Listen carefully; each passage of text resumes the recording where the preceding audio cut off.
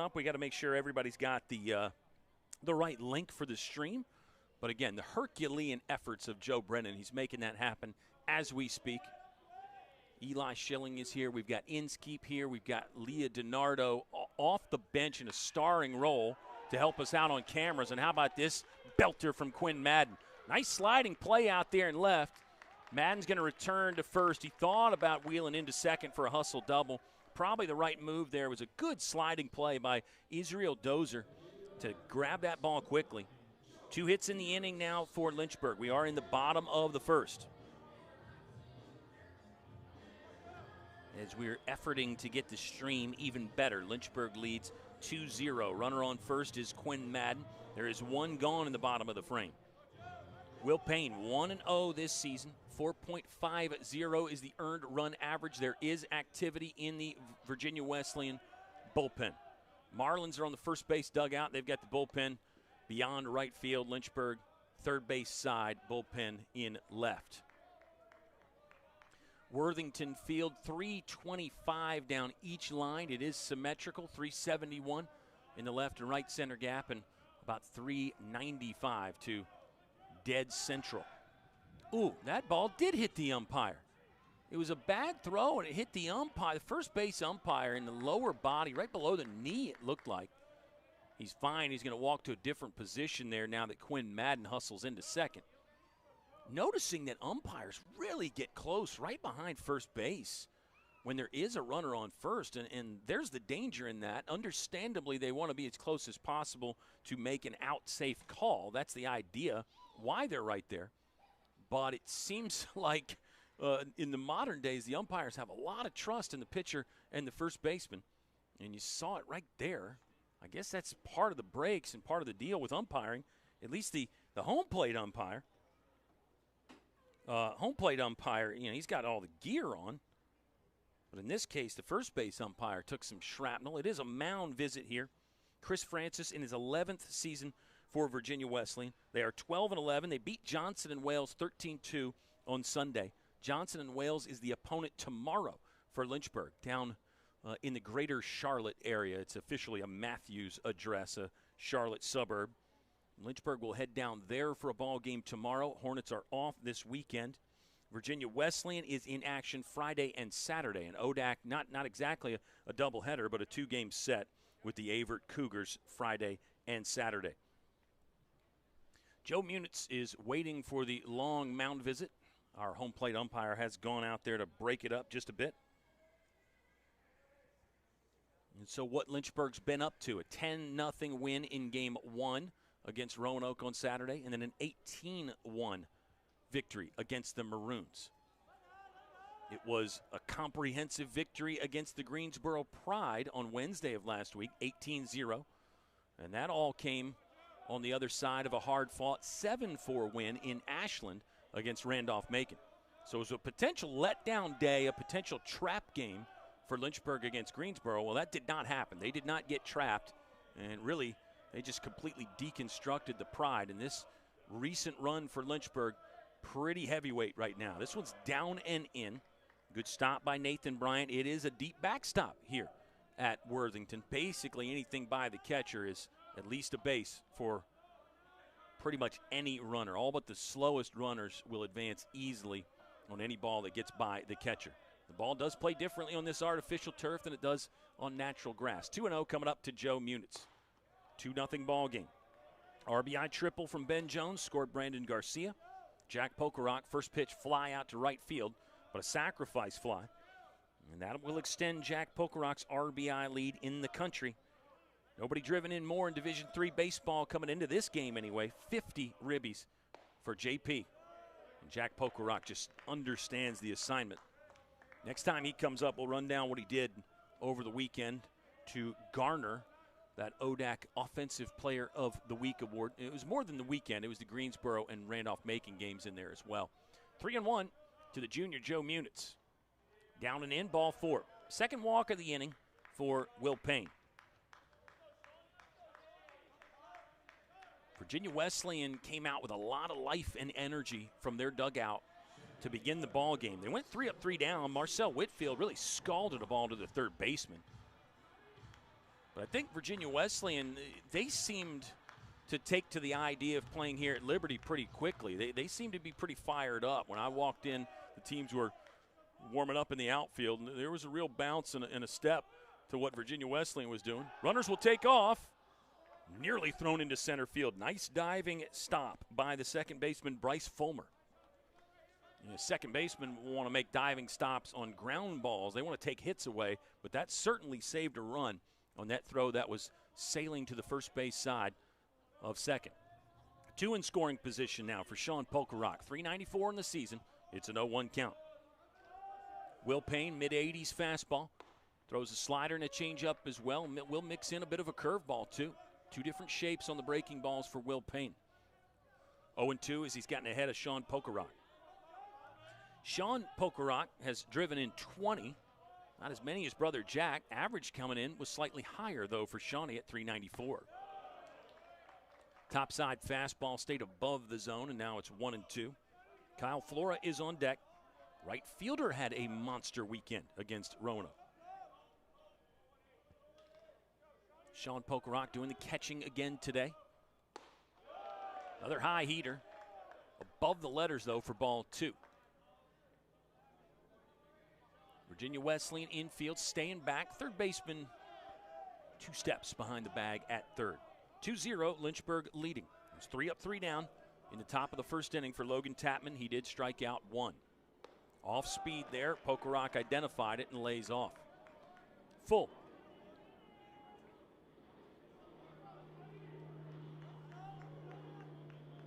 Lynchburg is 19-3-1. This is game 24. And they'll have just 15 remaining after today in the regular season. Awfully close there. Got a long hold from Nathan Bryant, but Sean Polkarock, he seemed to have already familiarized himself with the umpire's strike zone. He'll draw the 3rd walk of the inning for Lynchburg. This is the home half of the first. Here's Kyle Flora. 6 for 10 in his last 3 ball games. It was 5 for 8 against Roanoke, and they were all extra base hits. 3 doubles, 1 triple, 1 bolt, 1 over the fence for Flora. He's got a great combination of power and speed, and he can hit for average. Everything you want in a baseball player. And just the first year, Kyle Flora. Eli Carroll, another freshman on deck. Still 2 Frosches in the starting lineup for Lynchburg. No sophomores, 2 juniors, 4 seniors, 1 grad student. Up and in, and now it's 2 balls and no strikes. Bases loaded, nowhere to put Kyle Flora, and Lynchburg already leading 2-0. Threatening to break this game open right from Jump Street. And there is still more rain in the area. Not that Lynchburg needs an excuse to score runs, but when you know potentially the game could get cut short, or you might have to wait out another rain delay. Let's say you get another rain delay, and maybe you don't want your starting pitcher, Tapman, to go back out, so you got to lean on your bullpen more. Always great to get a head start on the other team. Here comes the 2-1 from the righty Payne. Chopped infield, going to be a tough play. Just mentioned Flora's wheels, and the third baseman, James Tassone, will not even unload. He just had to holster that high chopper. Another run in. It's an RBI infield single for Kyle Flora. Third hit of the inning for Lynchburg, much softer than the first 2. It was Ben Jones' triple, and then a ball that Quinn Madden smoked into left field. For Flora on this season, that's hit number 30, RBI number 25. Here's Eli Carroll, 368 hitter in his first year, 7 for 19. He's driven in 6. Great opportunity to get 1 or 2 more of those ribbies. 1 of those the count as Payne tried the breaking ball and missed outside. Carroll is the 8 hitter. Lynchburg about to turn the lineup over. There is 1 out. Double play ball would get Virginia Wesleyan back in the dugout. That ball hit Carroll. Yeah, delayed reaction from the umpire, but the catcher knew it. Carroll knew it. And it will be another run in. Make it a 4-0 lead for Lynchburg now in just the second half of the first inning. You feel like a change would be necessary if Lynchburg did turn the lineup over. This is the 9th hitter in the order. Kyle Moshier. Mosh has got 11 hits in his first season on Lakeside Drive. Bases still loaded. That one well up the ladder. Probably need to credit Nathan Bryant for a nice little leaping stab to take that one out of the sky and keep it off the backstop. Decent crowd here. I think if you're from out of town and you made the trip for the ball game that was supposed to start at 3, probably worth hanging around. Moshier wore that one up and in. Ouch. Back-to-back hit batters now. The lead is up to 5 for Lynchburg. I mean, really breaking free, and yeah, I think we're going to get to see the change right now for Virginia Wesleyan. We'll pause for just a moment, but not too long, as we're just trying to get all of our bearings here. We'll feed you some more info, some of the things you might have missed from what would normally be our pregame show, and we'll figure out the new Wesleyan arm in just a moment. Lynchburg on top, big, early, 5-0 with 1 out in the bottom of the first.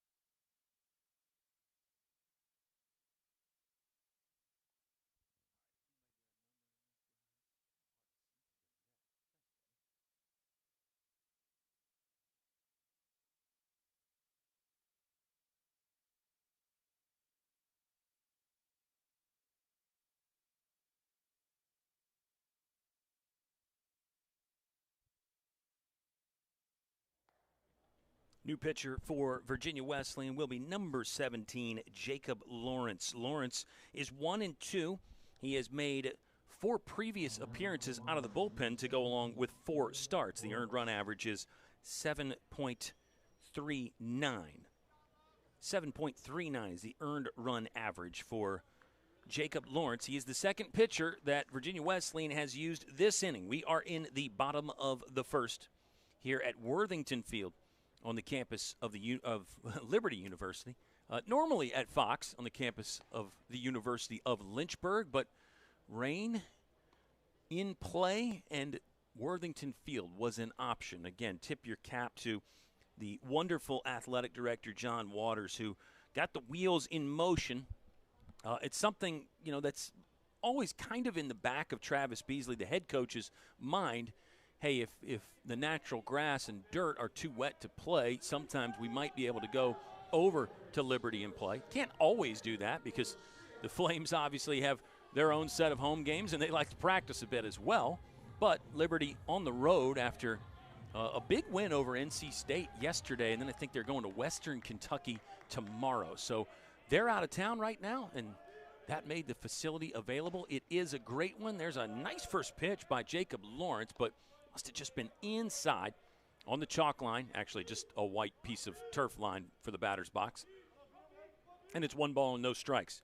Bases are loaded. It's Moshier at first, Carroll at second. They both got hit. Kyle Flora bouncing off at third. He had the infield single. That was an RBI.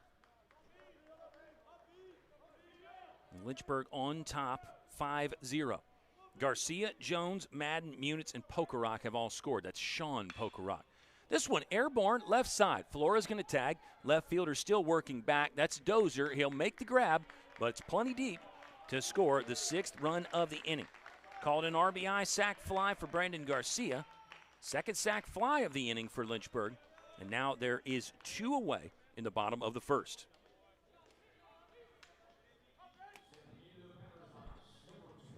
Here's Ben Jones. He has already tripled, scored, and driven in a run in this inning. For Ben Jones on the season, that's triple number 3.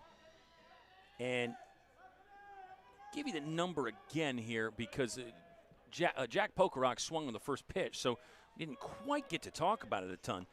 but that will put Ben Jones into the lead for active players in career triples. In addition to his home runs, he's got 20 of those, and the doubles, he has the program lead in doubles.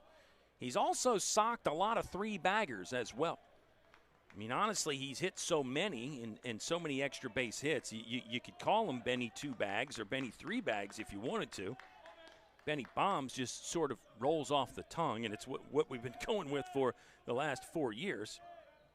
But I will tell you, now in his career, Ben Jones has 16 triples. Nobody in Division III baseball now has more triples than Ben Jones. No active player anyway. The 0-2 on Benny 3-bags is well wide from Jacob Lawrence.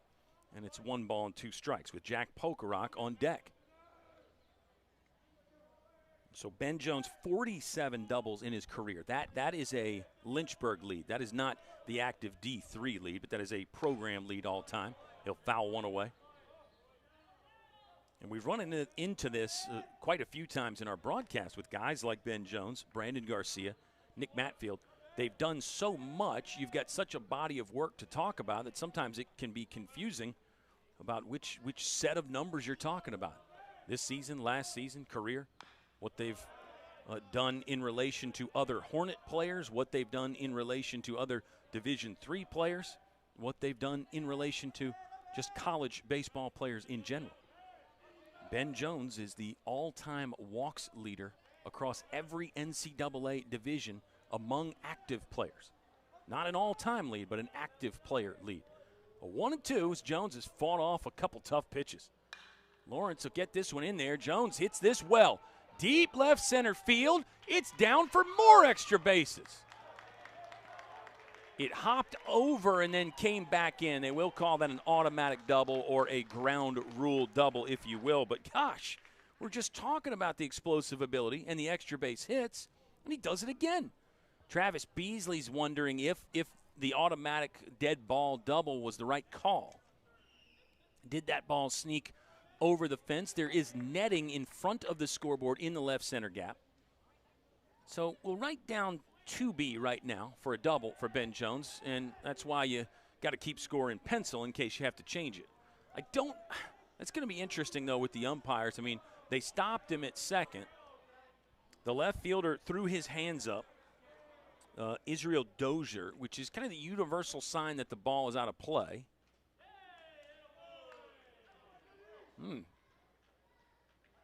They're going to send Kyle Moshier back to third. They're going to say Moshe did not score there. Moshe was on first, so he will only get 2 bases because the ball went out of play.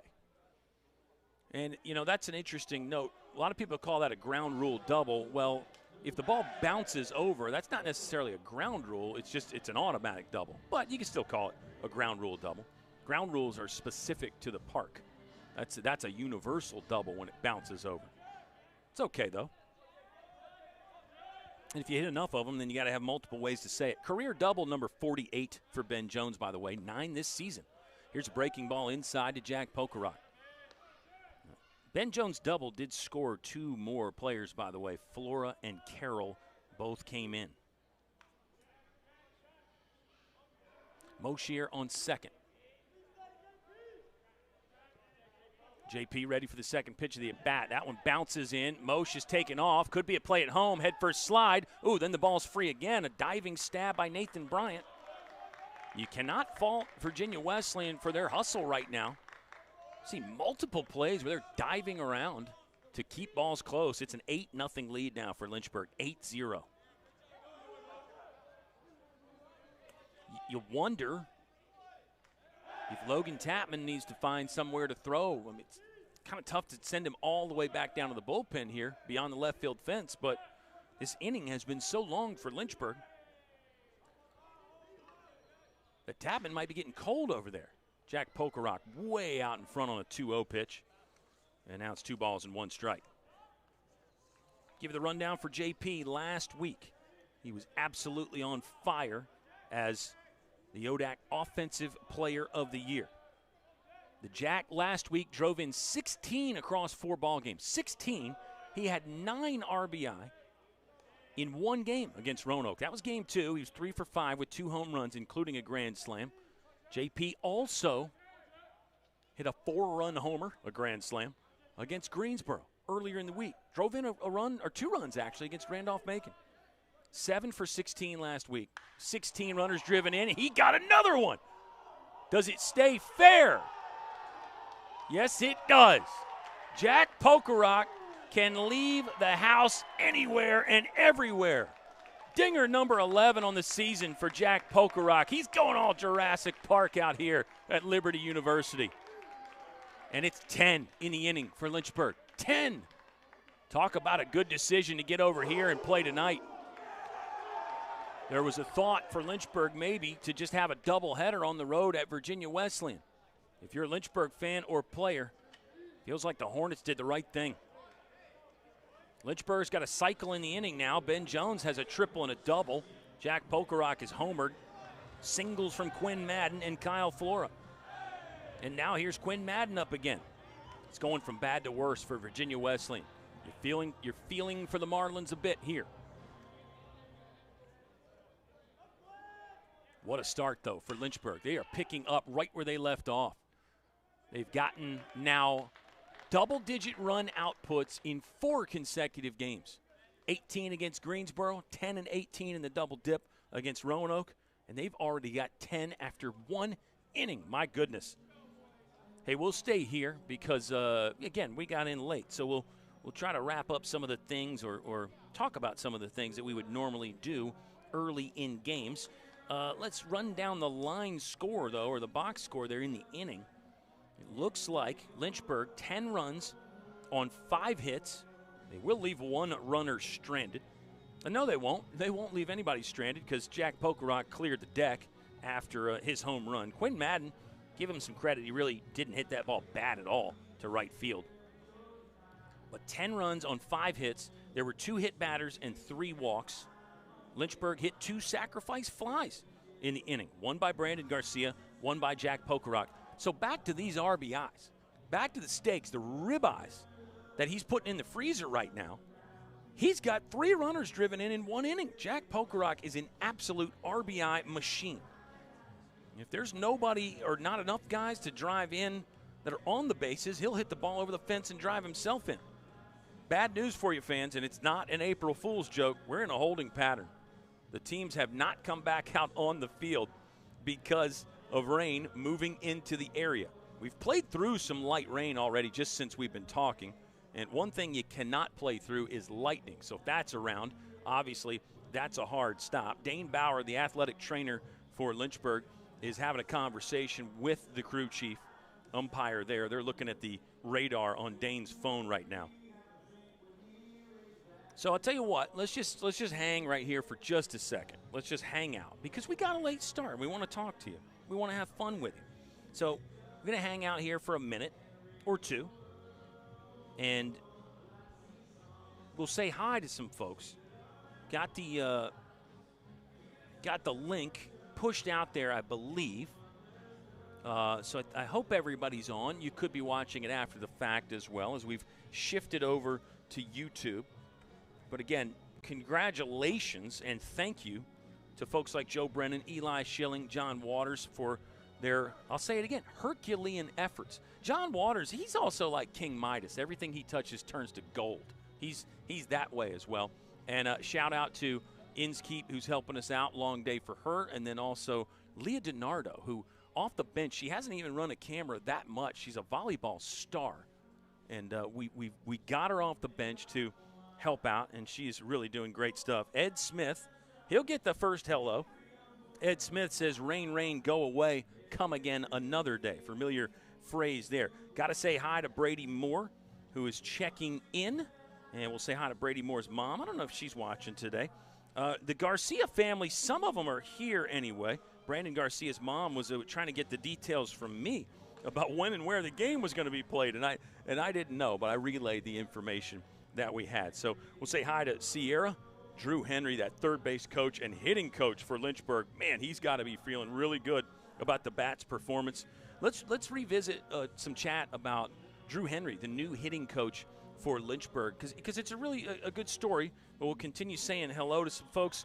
Jackie Jones, Dr. Jones, the Lucas Jones family.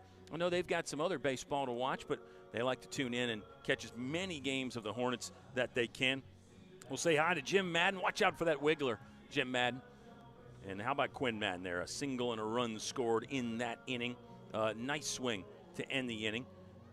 The Garcia family, the Jones family, hopefully they're checking in. The Fischel family, they like to watch even when they go to the game and on the way back. So they're on the roster here, the roll call. We don't say hi to the Deacon family enough at all. Enjoying baseball in Delaware, and they were in for the Roanoke series. Always great to see some or all of the Deacon family. The Beasley family, they got to be tuned in if they're not here at the ballpark. Our guy Brandon Pond was checking in. And since we're talking about former Lynchburg players, Brandon Pond being one of them, still in the game, coaching at Old Dominion. How about our great friend Zach Potts? Over the weekend, Zach Potts returned from injury for William and Mary, and he got his first strikeout in 408 days was the cool stat that was pushed out there by the William and Mary social media folks. First K in 108 days. No, 408 days for Zach Potts. So congratulations to Zach Potts. Love him and his family. Glad that he is still giving it his all. Wouldn't expect anything less from that guy who was just one of the best ever to put on a Hornet uniform and jump on the mound. Nick Matfield has since passed Zach Potts in wins in a Hornet uniform.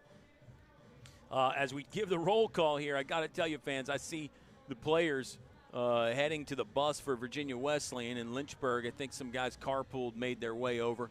But they're making their way out of the dugout. That does not make me feel great about our chances right now. However, I do see quite a few players from both teams still in their dugout. So we're going to hold right here. You're going to have to put up with me a little bit more, if you want to anyway. We have some great numbers. We got into some of them. One of these days I'm going to have a game where I don't give any stats. I mean, you obviously have to give the count and the score and the outs, but one game eventually I'm going to have a no stat game. Could be when we do our party cast, when we have like 8 or 9 special guests. Plug in and grab the headset. That's an idea we've toyed with. Actually, would not have been a bad idea on April Fool's Day to have some merry pranksters jump on the Cavalcade of Stars concept. But because of the location and time change, that would have been out the window on a day like today. So you just get me, at least for now anyway. And what else? It is April 1st. I think it's the 91st day of the year, if you just really want to get technical. 274 days left in 2026. Make the most of it, baseball fans. Watch a lot of baseball. If you're a Virginia Wesleyan fan checking in, tough start, but I like this ball club. Again, they've already got 12 wins, which matches last year's total. I think there's a lot of things to like about this squad. Not a great start to this one. I think Virginia Wesleyan could be a program and a team on the rise. I always enjoy watching them play. What else? Baseball stuff. I don't know. A lot of Major League Baseball going on. Looks like legendary knuckleballer Phil Niekro was born on this day. There's one for you, Brady Moore. There's one to use on your immaculate grid, Brady Moore. As we got a laugh from not the Peanut Gallery, because Peanut Gallery just is not, it feels derogatory to call people the Peanut Gallery. We got a laugh from one of our favorites, Ms. Inskeep. We won't mention what her role is. She may or may not be the official score today, but I cannot confirm that, fans. Honestly, with the strange situation, there's not much I can confirm, and I certainly can't confirm when we're going to be playing baseball again. I'm just kind of going off the cuff right here and having some fun bantering about baseball and all kinds of fun things. Now, we're on YouTube, so we actually could get some fun going in the chat. We could get some conversation ideas. Sometimes you don't want to look at the chat. J.C. Barone, the Will Barone fan club says, let's go Lynchburg. Chris Jones, our great friend Chris Jones, says that's how you open a game. And how about J.C. Barone with the pokey, 4 exclamation points. That sounds about right. In fact, with 11 bolts, 11 home runs, maybe even 11 exclamation points for Jack Pokerock would have been appropriate. He's driven in 52 runners this season. 52 runners. This is game number 24, by the way. And Jack Pokerock has driven in 52. He'll be the first to tell you, I mean, you got to have guys on to drive them in. The exception would be with the home run. You can drive yourself in. Just absolutely incredible what Jack has brought to a team that was already very good. We know that. I mean, Lynchburg, a super regional appearance last year, an ODAC championship, a third straight conference title for Lynchburg last year, and 4 in the last 5 seasons for Lynchburg. They did not win it in 2022, but 21, 23 to go along with the national championship and everything that came there. Lynchburg, as the 4 seed, wins the ODAC tournament in 2024, and then last year, regular season champs, and then they not exactly roll through the playoffs because Randolph-Macon forced that decisive winner-take-all game up there in Tysons, but Lynchburg, 3 consecutive ODAC championships, and they're feeling good about another one this year. Everybody up and down the roster and all the coaches will tell you, we're not thinking about that yet. There's still a lot of work to do. And they'll even be saying that about this game. Charles Watson, grandfather of Davis Watson, checking in. Great to have you, Charles. Let's get some more banter in the chat. You know, sometimes you don't want to read the comments as a broadcaster because, you know, we've got thin skin. We're very sensitive, these broadcasters. Maybe it's just me. But sometimes you don't want to read the comments. But everything's looking okay right now. Davis Watson, wow, love what he's doing. Can I give you a bullpen stat? Again, Lynchburg fans, in this 11-game winning streak for Lynchburg, the bullpen ERA is 0.56. 0.56 in the 11-game win streak for just the bullpen. The team ERA itself is really good at 2.87 this season. That's top 10 in Division III baseball right now. But the bullpen, I think, has just been so good lately, and really – it got even more numbers I could throw at you. Again, I'm aware of overstatting these days. But how about Lynchburg pitching staff in general? 4 shutouts in this 11-game win streak, and they've all come really in pretty quick succession. There was an early shutout against George Fox to begin the season for Lynchburg, and then shutouts against Pfeiffer, Hampton-Sydney, Greensboro, and Game 1 against Roanoke. Lynchburg only had 1 shutout last year. It's a 41-win season last year, and they only had 1 shutout. Shutouts are really hard to get in college baseball. Metal bats, all the different circumstances that lead to runs being scored in college baseball. Shutouts are not easy. So the fact that Lynchburg has 5 of them already through just over the halfway pole on the season, it really tells you a lot about this Lynchburg pitching staff and the defense. Don't leave out the defense. They have a fielding percentage that's in the top 10 in the country.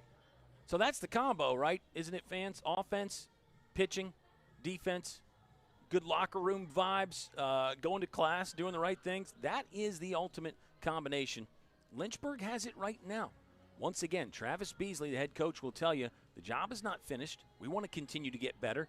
We think there's more in the tank. We think we could be playing better baseball as the year goes on. I certainly do too. Nobody's taking anything for granted as well. Travis Beasley, that's another one. He and our great friend Lucas Jones used to talk about the fact that, hey, everybody else is playing hard. Every other team has a right to win, just like we do. Every other team has talented players. Plus, the game of baseball is strange. You get crazy breaks. You never know what might happen. So they're not taking anything for granted. And that's part of why you keep watching this game, because you just never know what might happen. All right, I'm tapped out for a little bit right now, plus we'll try to figure out what's going on. It's a 10-0 lead for Lynchburg.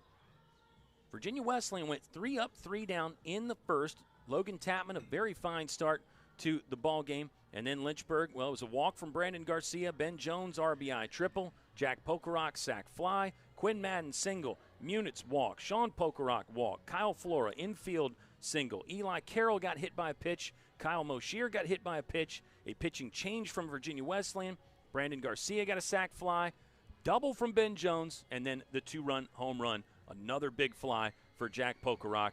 That's basically how the first inning went down, about a game's worth of runs for Lynchburg. They did it in only 3 outs. We'll give you some info as soon as we have it. Hang tight, fans. We'll say before we go, the Flora family is checking in. Lots of love from the 757. Got a lot of Lynchburg fans watching down there. Hopefully we've still got some Marlin fans watching from the Tidewater as well. I think we'll get some more baseball, but we'll update you as soon as we can, folks. sit tight. Make sure you check that social media as well. We'll get some updates out on there, and share this YouTube link because we'll stay on this as we were having some difficulties with Flow Sports, mainly because of the location change. But, everything's subject to change in baseball and life. Hang tight. 10-0 Lynchburg after one complete at Worthington Field on the campus of Liberty University.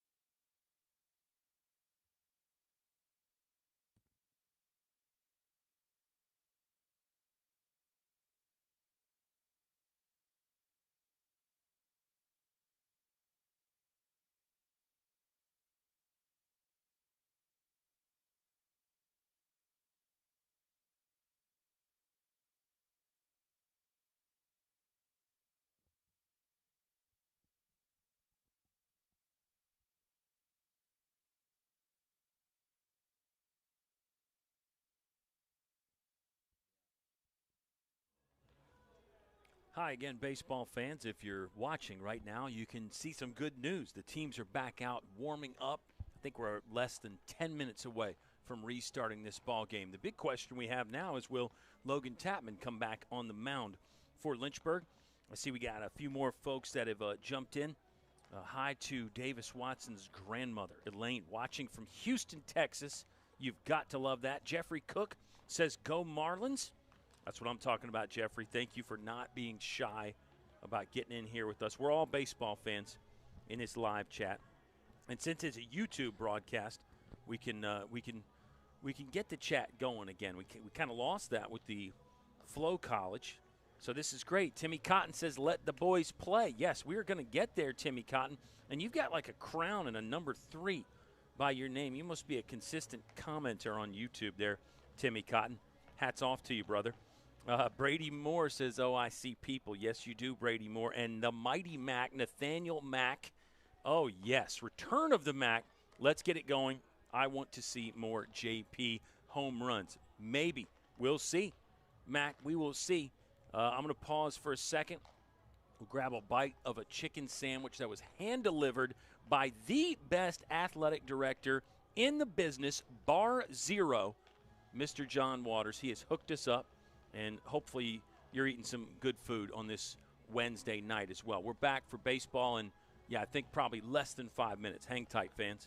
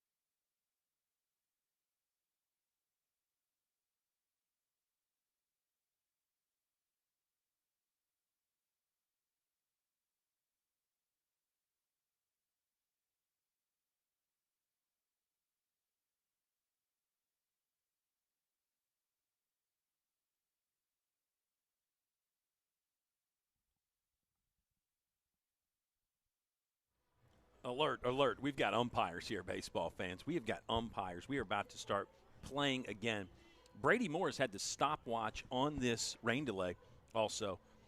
It's maybe not quite as long as I thought it was.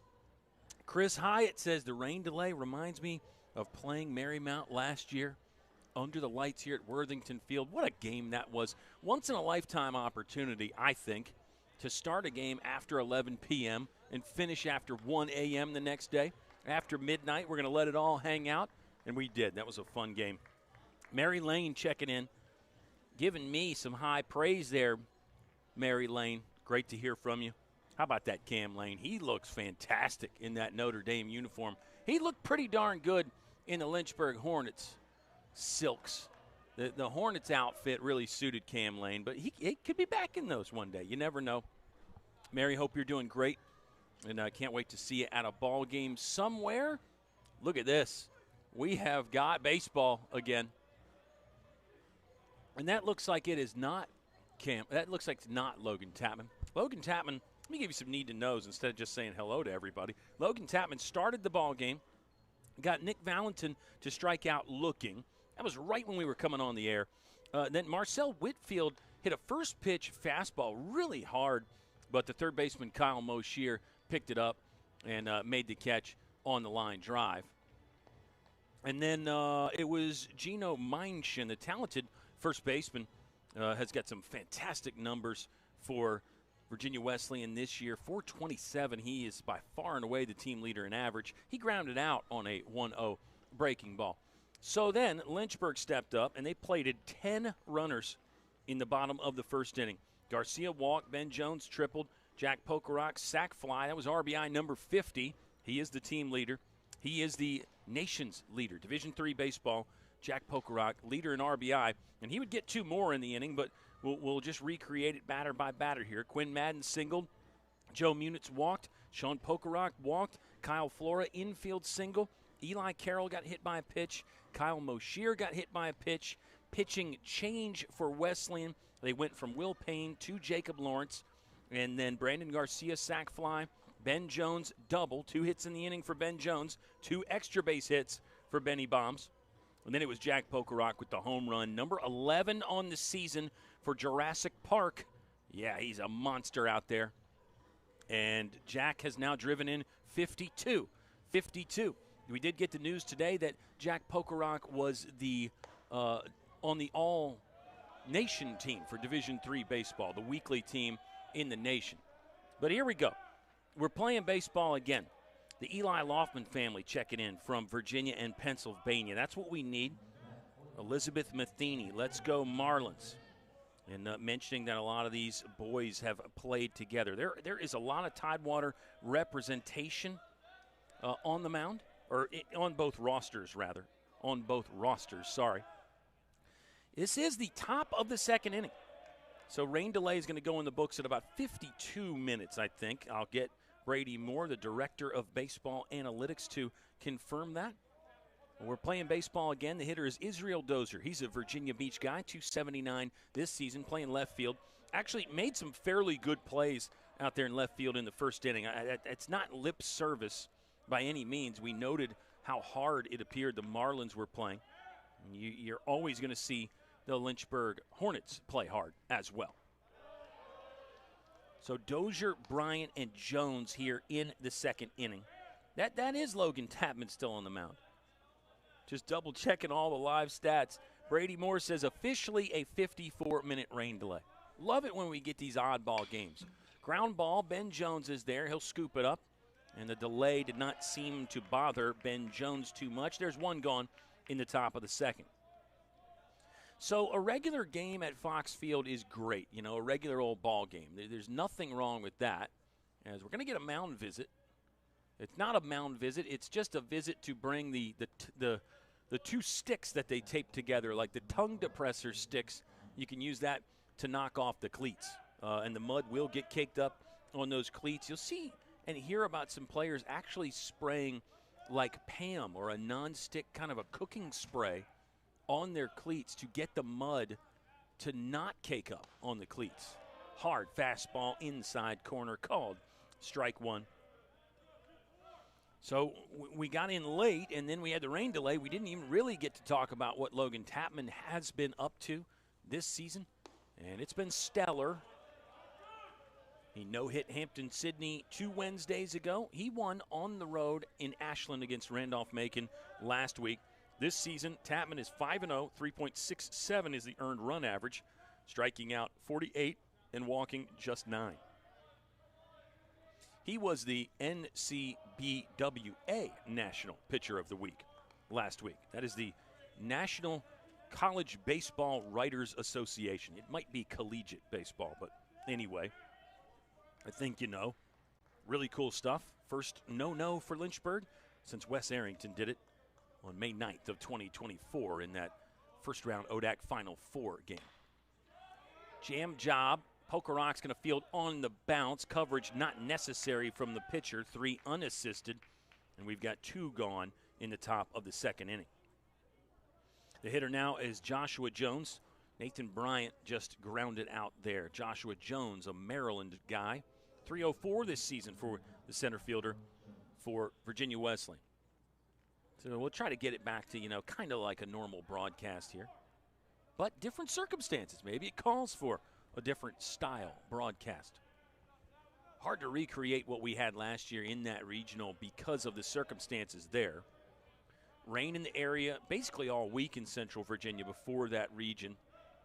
And Liberty was actually at home it was Dallas Baptist was the opponent that weekend for the Flames. So Lynchburg, they had to play late at night after the Flames already played. And Lynchburg beat Emory here in not a game that went after midnight, but a night game. They beat Emory and then ended up closing down the regional tournament back at Fox Field against Emory on Sunday. Those will be memories that we always cherish. You know, before that, the late night game for us was Wisconsin lacrosse in Game 1 at the National Championship back in 2023. Remember that one, fans? That got started really late because of rain in Cedar Rapids, Iowa. This ball's hit softly up the middle. Brandon Garcia on the move. He got him. Nice play by Hollywood. It's 3 up, 3 down again. 6 straight retired for Logan Tapman. We'll stay right here because we don't have any commercial commitments. We will tell you more about the University of Lynchburg because we've got Give Day coming up, and that's your chance to help out. So we'll slide that in there some. But continuing the thought about that first game against Wisconsin lacrosse, that started, man, I think that started after 11 p.m. That was Central Time as well out in Cedar Rapids, Iowa.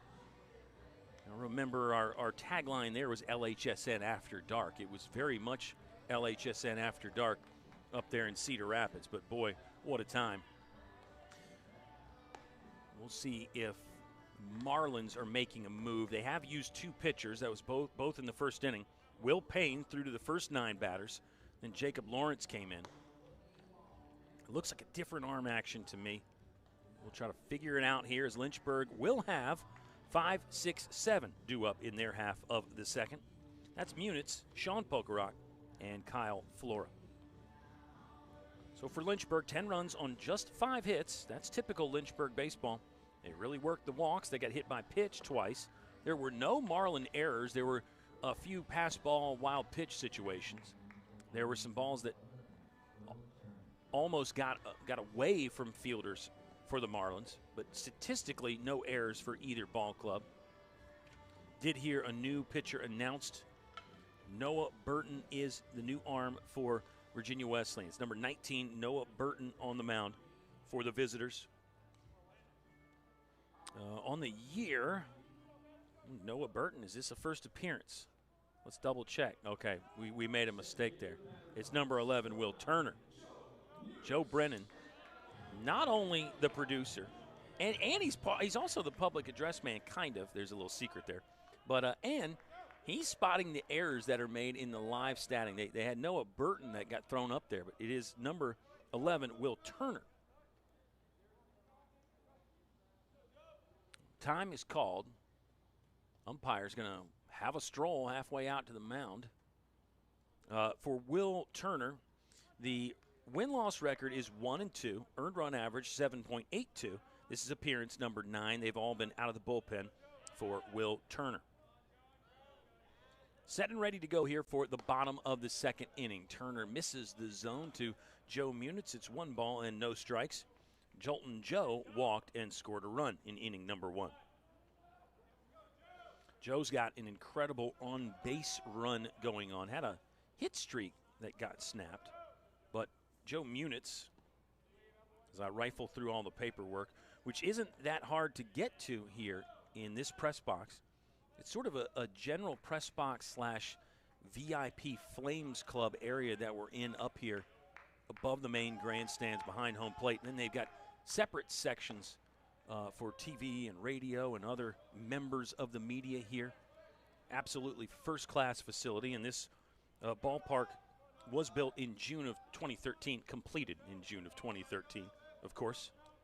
Listed capacity is over 2,500. You can squeeze more in with the standing room only. Joe Munitz swings through an off-speed offering from Turner. And now it's an even count at 2 balls and 2 strikes. But this is what you do in the modern game, especially Division I baseball. When you're building a new place, you try not to cut any corners, and they really haven't here at Liberty University. All their facilities are first class, and they have a lot of spacious room. And they talked about when they built this park, hey, we want to host some regionals and some big events as well. So you plan for extra media capacity, even though you don't always know it's going to be the University of Lynchburg Hornets takeover. But that's what's happened today. Nice swing from Joe Munitz. He'll pump that ball into right center field. Again, with that fast, wet turf, everything slides and skips. Joe Munitz hustling into second with a double. Leadoff man aboard in back-to-back innings for Lynchburg. That's hit number 6.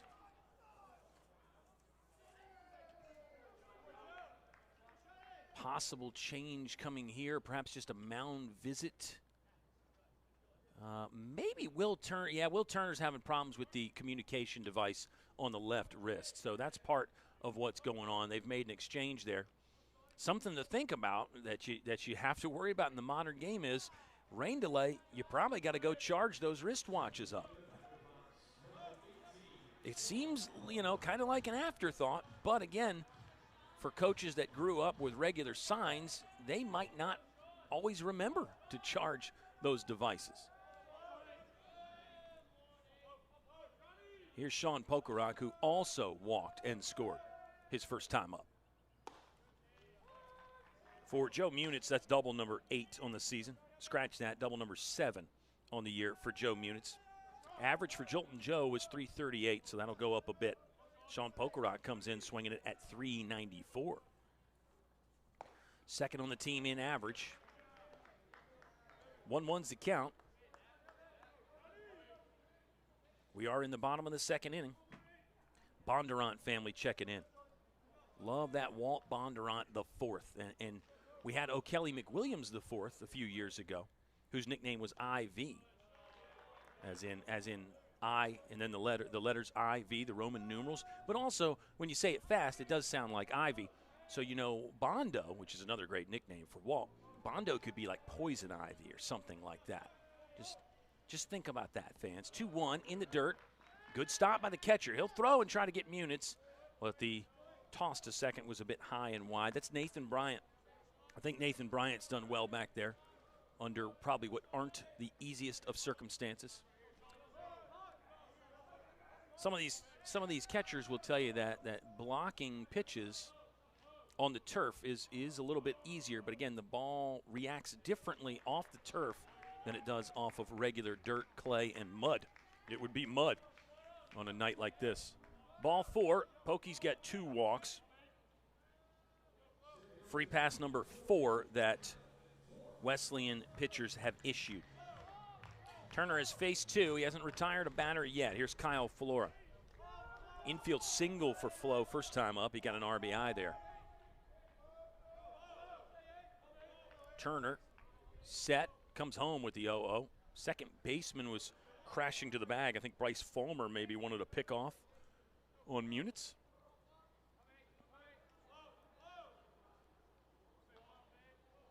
Turner missed, and he'll go to work here 1-0. Corners are in, especially the first baseman for Virginia Wesleyan. That's Gino Mindshine, team leader in average. Step off from Turner. There's his one free disengagement. Lynchburg's supposed to be on the road tomorrow down in Charlotte to take on Johnson and Wales. I think the weather looks fine. We were actually with the coaching staff, as this one comes in above the belt but called strike one. We were talking about almost what teams will do in spring training, a split squad type of concept. Because if you're Lynchburg, this game is going to get over, who knows, whenever. You get back to campus when, 9, 10, 11, maybe you get settled in to bed around then. Then you got to turn around and get on the bus to the Charlotte area tomorrow to take on Johnson and Wales around 7 a.m. The life of a college baseball player, it's nothing unheard of, but there might be something to be said for having some guys go to bed early, particularly your starting pitcher. And if you remember, as the count evens at 2-2 after a breaking ball from Turner, remember that late night game last year at Lynchburg versus Marymount, Travis Beasley did send the next day starting pitcher, who was Logan Tapman, home early. Now, don't know if Tapman went to bed or if he watched our broadcast. Who knows? The 2-2 to Flo. Downstairs, another good stop by Nathan Bryant. OG is checked in. Oscar Garcia says the boys won't stop hitting. You're exactly right about that, OG. 4 consecutive games, Lynchburg has scored 10 runs or more. And they have only needed 1 inning to do it in this one. Lynchburg, for reference, that'll be The 15th occasion they've gotten double-digit runs this season. Wow. This one's fouled back. Oh, we could have caught it if there wasn't a net and a couple panes of glass in front of us. Lynchburg last year was 16-0 when scoring double-digit runs. So that's another one. Consider that. They've done it 15 times this year in a 24-game sample size. Lynchburg last year played 50, 41-9. Breaker inside. Flo almost looked like he wanted to wear it, but instead it's just ball 4.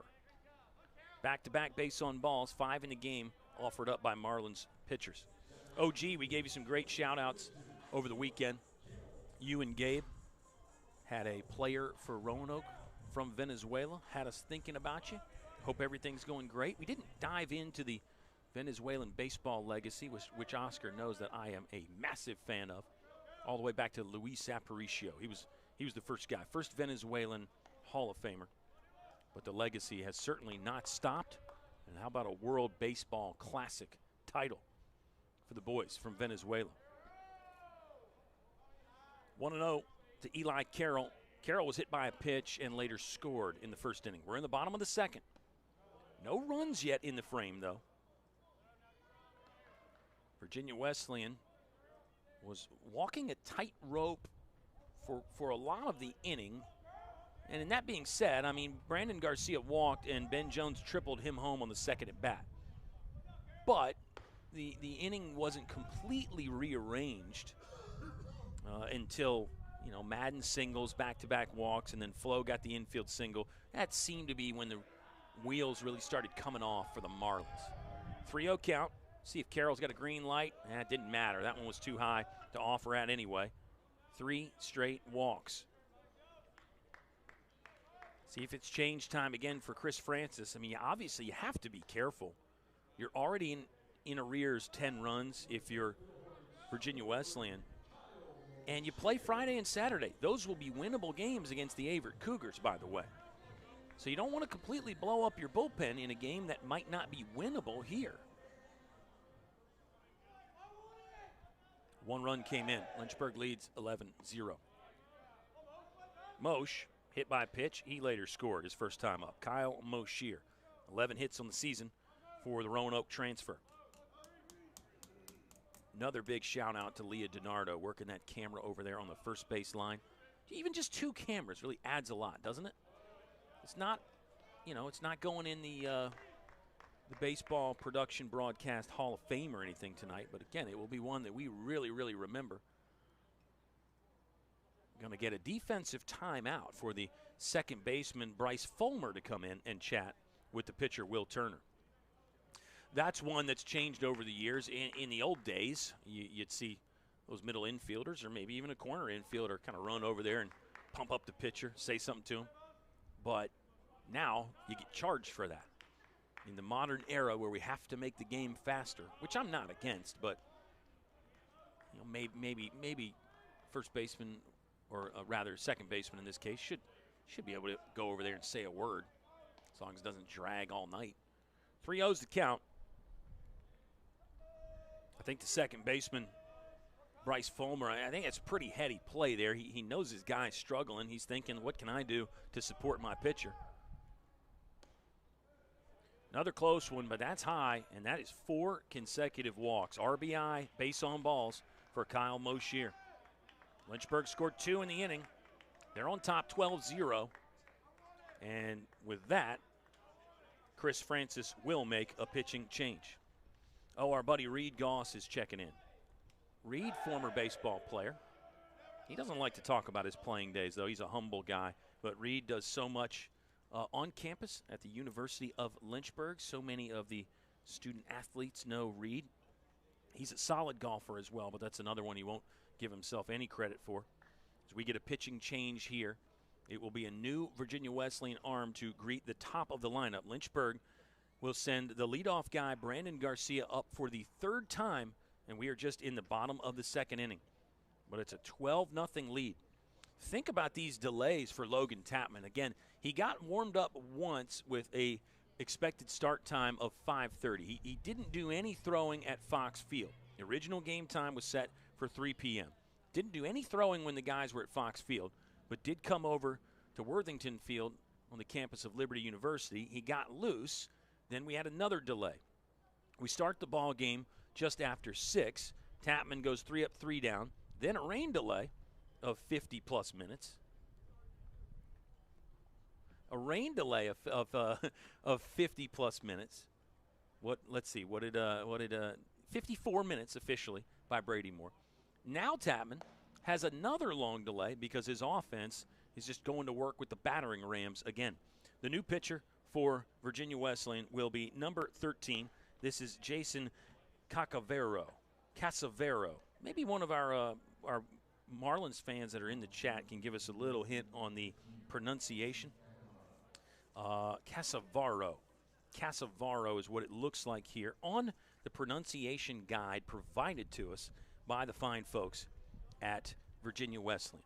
A name change coming up this summer. We touched on that before one of our rain delays. I don't know when that was. They're all running together.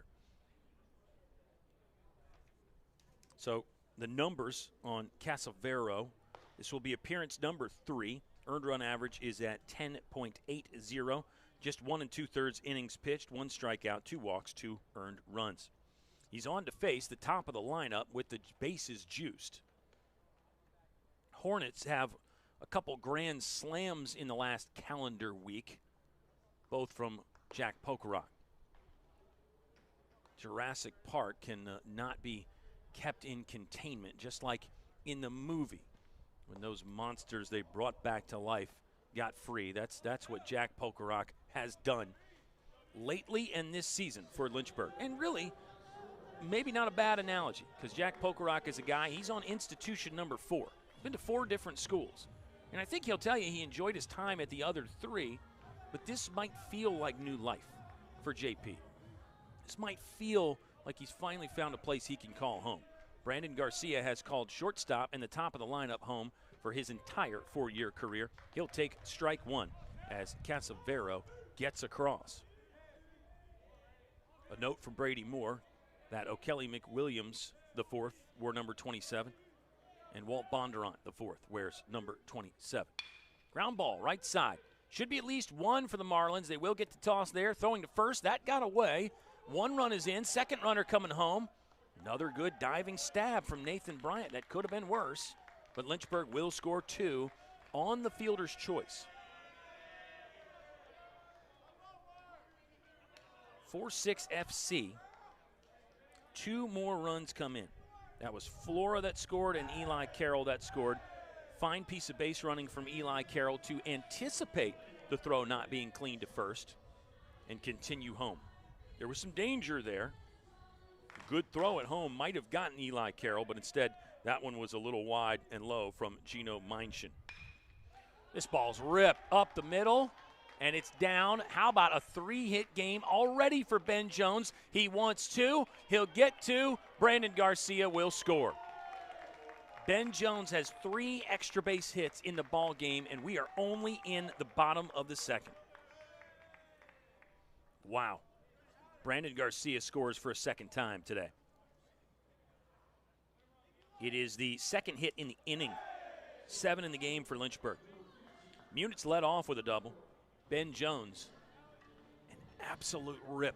And the exit velocity for Ben Jones right now, I'd love to know what those 3 balls were. High exit velo on all of them. Here's Jack Pokerock, ultra dangerous. Homered his last time up, even if it was about 90 minutes ago. Dinger number 11 on the season for Jack Pokerock. Don't get in any long stories when he's hitting.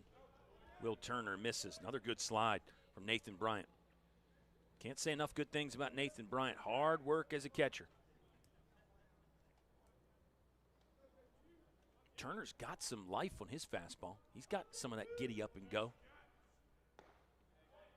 Went with a slider to Jack Pokerock. Pokey lets it go by for strike 1. JP, Jack Pokerock. We toyed with some other nicknames. We asked him what he thought about the nickname game.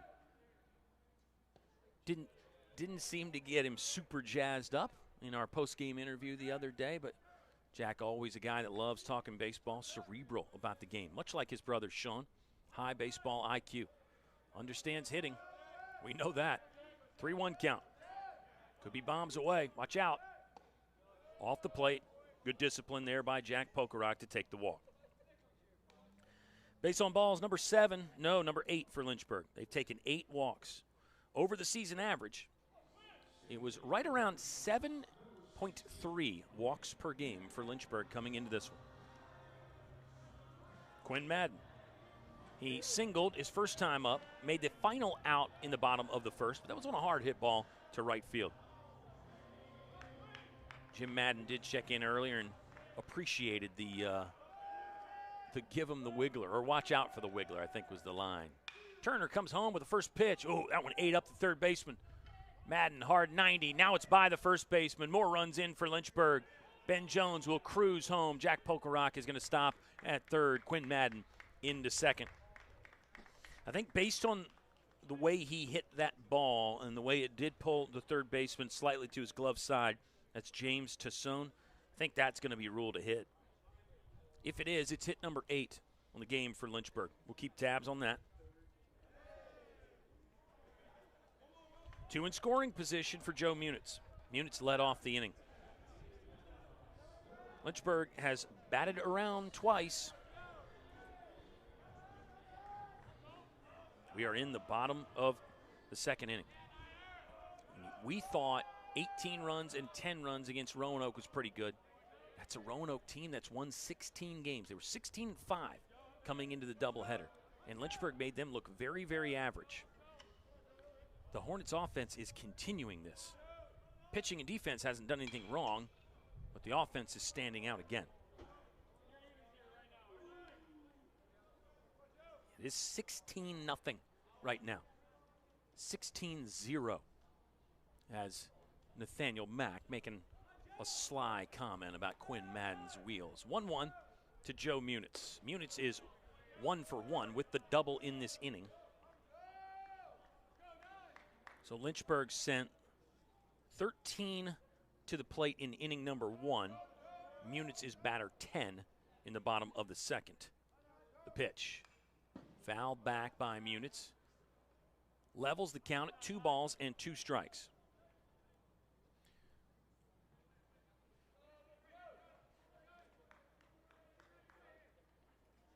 Not a good spot to be in if you're Virginia Wesleyan. Not a situation that you want. Play baseball long enough, you'll get some of these, though. You certainly hope you're on the giving end of more of these than the receiving end, but anybody that's spent time in the game more than a few years will tell you you're going to be on the receiving end of one of these at some point. Lynchburg's been on the giving end a lot this year. Ball 4 to Joe Munitz. Second walk of the game for Joe. Will Turner, I think, has good stuff. We chatted a bit about stuff over the weekend, what that term means for a pitcher. Generally summed up as your velocity and the action on the pitches. Also your breaking ball, how nasty they are. Remember, nasty's a compliment in pitching circles. It even goes a little further than that. Bases loaded for Sean Pokerock. Center cut fastball, might have been thigh high. Pokey takes that. It's an 0-1 start. So yeah, I think Will Turner's got some good stuff. Got to have some craft to go with it. Tough situation. Pokey, ground ball through the left side. 2 more for Lynchburg. No, just 1. They hold the runner at third. RBI single for Sean Pokerock. He is 1 for 1. He's walked twice. Lynchburg leads 17-0. Drove in his brother Jack Pokerock. Riley Donovan has jumped in the chat. Riley O'Ding-Dong. What a home run Riley hit. He hit many home runs. Riley really, talk about a guy that hit some big home runs in his career. And Riley O'Donovan spent a lot of time in the bullpen working with Sean Pokerock. Those 2 catchers. You really got to love the other catchers. You spend so much time with them. And you're always sweaty wearing the gear, so, you get used to the funky smells, too. But Riley O'Donovan, man, what a player. Hit a big home run in the playoffs. Is that 21 or 22, Riley? They're all starting to run together now.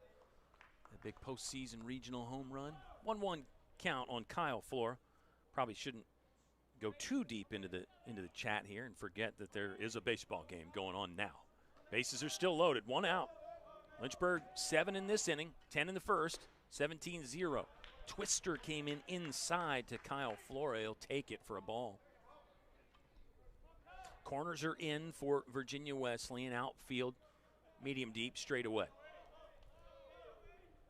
325 down each line here at Worthington Field. 390 plus in center. Symmetrical with both power alleys at 371. 2-2's the count to Kyle Flora. Flo's 1 for 1 with an RBI single. He also walked. He scored twice. Everybody for Lynchburg has scored at least once. Breaking ball. Another fine stop from Nathan Bryant. In a game that's not going the Marlins' way, you can oftentimes, have a hard time finding something to feel positive about. But one great place to look is the catcher spot. This is not a reference to Sean Pokerock or Riley O'Donovan, but a reference to Nathan Bryant. I think he's really done good work under adverse conditions as the backstop, the second end of the battery for Virginia Wesleyan. Inside pitch, awfully close. Bryant gave that a nice long hold for the umpire, but it is ball 4. 10 walks in the ball game now. Danielle Smith checking in, saying she thinks that might not be Will Turner. Jason Casavero is number 13. Yeah, Casavero did pitch, but Will Turner came in. Good point. Could the stream be delayed? Maybe. I don't know. We'll check it though. Tell you, you gotta have a lot of room in your scorebook in a game like this. Here's Eli Carroll. Carroll's working with a 1-ball, no strike count. Bases are still loaded of Hornets. There's still only 1 out. The pitch. Carroll under this. Let's see if Bryant has a play. He's going to go back. Deep backstop here at Liberty. Nope. This is going to hit the net and then bounce into his glove.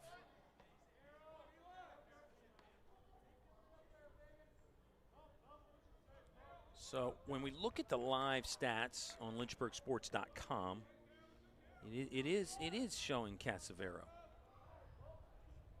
So thank you, Danielle. We had Will Turner for some reason. We'll see. Yeah, it is number 13, Jason Casavero. We'll keep confirming this stuff. This one fouled back by Eli Carroll. 1-2. Again, it's not going to go in the Broadcast Hall of Fame for us. From a spoken word perspective by me or any of the other elements, but we're doing the best we can under adverse circumstances. Strike 3. Got him. First strikeout of the game for Lynchburg offensively. High heat there. Here's Kyle Moshier. Moshier's been hit by a pitch and walked. It was an RBI walk for Kyle Moshier.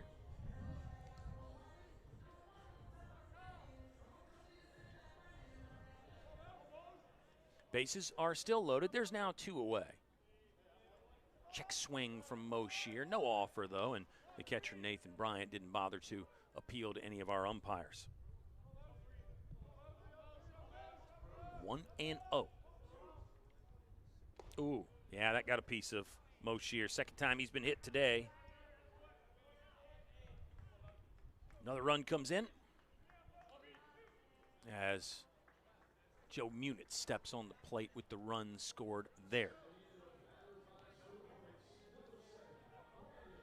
Brandon Garcia has 4 plate appearances in the bottom of the second inning. He has stepped up in the batter's box twice in each inning. Called strike 1, nothing in 1.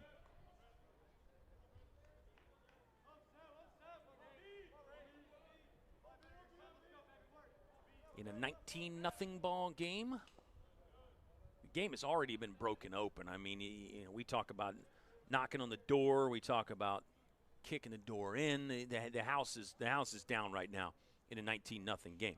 And that's not to belittle Virginia Wesleyan at all, because I think they're playing hard. And I think the Marlins will continue to play hard. They're just on the wrong side of something that Lynchburg has going right now, which is absolutely incredible. They scored 18 against Greensboro Wednesday, 10 and 18 in the double dip against Roanoke on Saturday. It's a 19 spot now, and they've only needed 2 innings to do it. Inning might be over here. Brandon Garcia upset through the bat. That ball's caught in left field. So 3 left stranded for Lynchburg in an inning where they score 9 runs on 4 hits.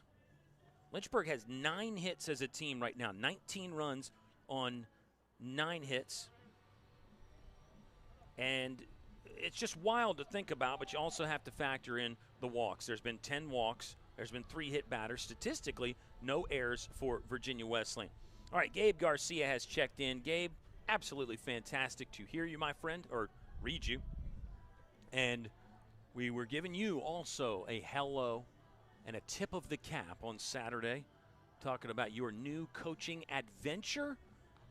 I hope you're loving it down there in the DR. That's a place I really want to go and watch baseball.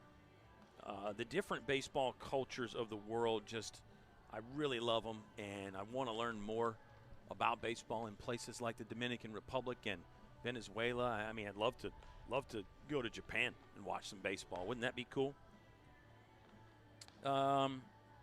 Another member of our chat, or of our baseball community that we have formed. We've formed a baseball community. Fitz is in the chat. Fitz is saying hi to everybody. Fitz, great to have you in the mix. We have a fan asking, is this a situation where the mercy rule would be used? Yes, it is. The visiting team, the team also that is down in the mercy rule, down by 10 runs or more, they have to bat 5 times. So cannot have a mercy rule in play just yet, at least not by the strict lettering of that rule. Lynchburg might have made a change at shortstop. Checking our live stats to see what's going on, and we'll check all of our camera angles as well.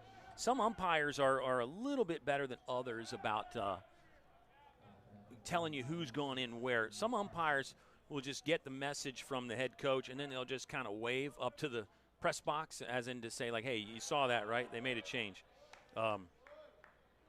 Some umpires will point out to the position. Occasionally they'll give you fingers to signal numbers and things like that. Logan Tapman still pitching. James Tassone is the hitter. He's fouled it away. It's 0-2. Tapman doing a fine job again of attacking hitters, getting ahead, pitching ahead in the count. Classic pitching. Says that is the best way to neutralize good hitting teams. And I think Virginia Wesleyan is a good hitting team. Look at that. Wipeout slider from Logan Tapman. His second strikeout. It's his first since the first inning. And that means it's Tapman's first strikeout in about 2 hours. I mean, really, since we started around 6:15, it's 8:17 right now.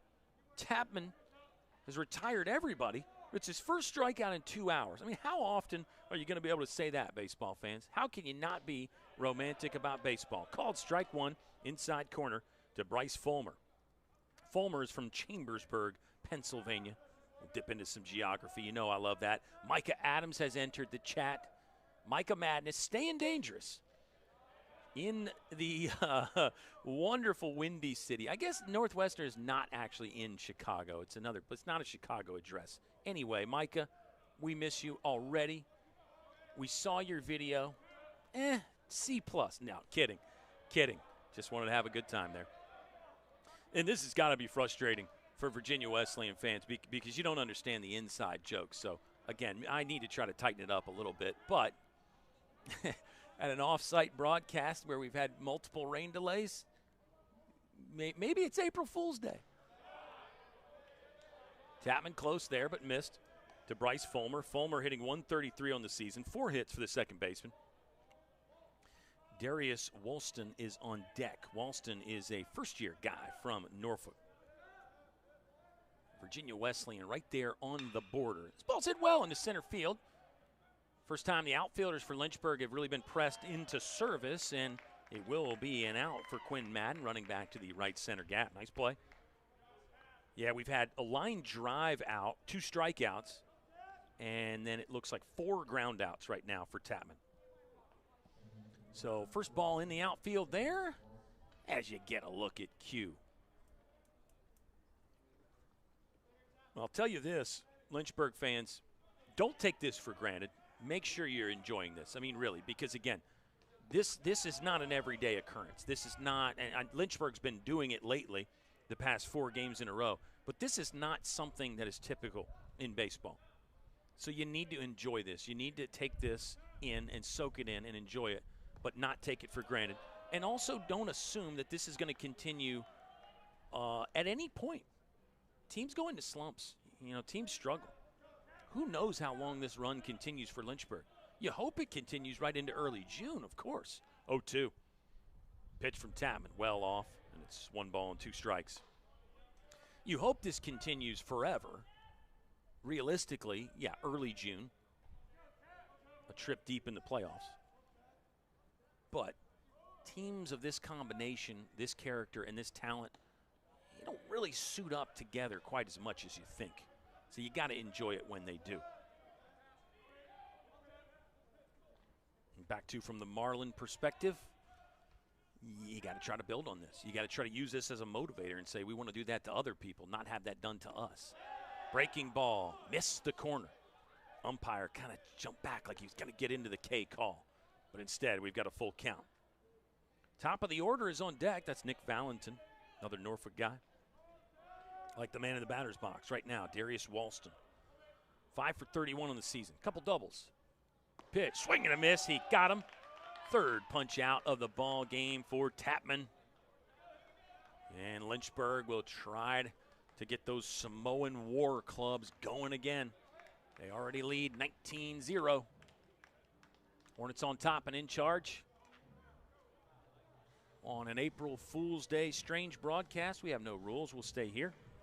Give us something else in the chat, fans. What topic do we want to get on? I mentioned quite a lot of numbers coming up for Lynchburg tomorrow on the road at Johnson and Wales. New program there for Johnson and Wales. Believe we might have some changes coming for Virginia Wesleyan. Yeah. See Coach Chris Francis with our home plate umpire, and the home plate ump is noting some things on his scorecards. But what else? We've got a new pitcher, and we're going to get it right this time. This is number 28. We're going to get it right, maybe. Number 28, Mason Sylvester. It'll be appearance number 11 already. That ties him for the team lead with Zach Miller, by the way. They've both made 11 appearances, all out of the bullpen for those guys. Mason Sylvester has a 7.30 Ernie. He's pitched in 14 innings so far, striking out 11, walking 13.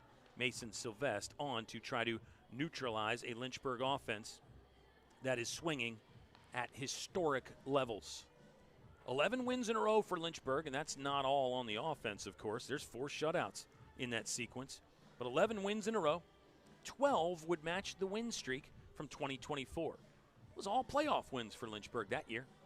The 12-game win streak that season started in the ODAC first round and carried all the way through to the first 2 games of the D3 College World Series. NCAA likes you to call that the national championship.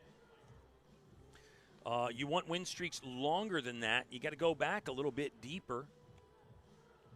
Longest win streak in 2023 in the national championship game. Longest win streak in the national championship season, rather, was actually 9 games. That was a year, though, again, where Lynchburg had 7-game, 8-game, 9-game win streaks. You want a win streak more than a dozen, you have to go back to 2012. Lynchburg in 2012 had a 14-gamer. That was under the direction of then head coach Percy Abel. Ben Jones leads off the 3rd inning. Benny bombs, Benny bases, is 3 for 3 with 3 extra base hits, 2 doubles and a triple. He's already the all-time doubles leader in a Lynchburg uniform. He passed some folks that you might know, chat.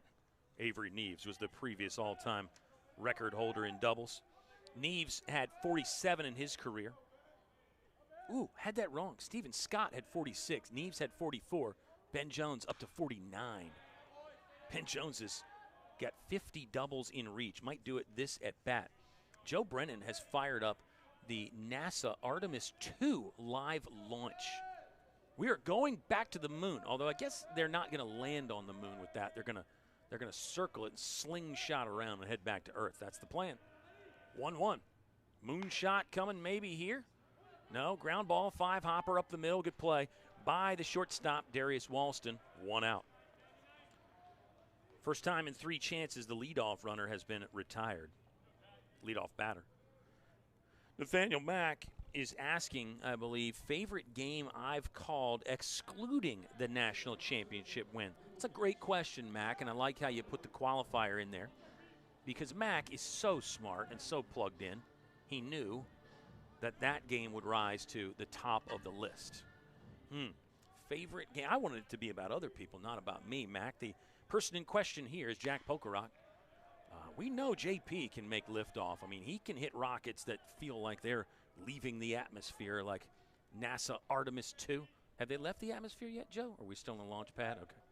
I know they were looking at maybe some adverse weather down there in Florida for that launch as well, and you can't have that. 0-1. Jack was on that, sprayed it foul. Sylvester's got good stuff. Let's shift the focus back there. I am thinking about your comment, though, Nathaniel Mack. Sylvester, kind of a power right-hander look. I think the velocity has really been there for all of the Virginia Wesleyan pitchers. So that's a good thing. Point one I'm going to make is velocity is a good thing. That always plays. And you see that at every single level. Hard fastballs are hard to hit. But point two will be you got to have some things to go along with it. Lynchburg, really good about hitting hard fastball throwers. Can you pair it with a breaking ball? Can you change speeds? Well, Sylvester did right there. Strikeout. You get Jack Pokerock to strike out, you've done something. Mason Sylvester with the punch. And now there's 2 away. 2 up, 2 down. 3 retired in order for Lynchburg. I really, kind of back to what I was saying, you just can't assume you're going to keep hitting or keep winning at a high level. You'd like to always operate on a higher frequency. Baseball's so fickle. So is life. That's one of the great things this game teaches you. Don't take anything for granted. Enjoy every sandwich. Enjoy every swing. Enjoy every win, and then work hard for the other ones. But don't assume they're going to come easy. The hitter is Quinn Madden. He's 2 for 3. 2 singles for the Q.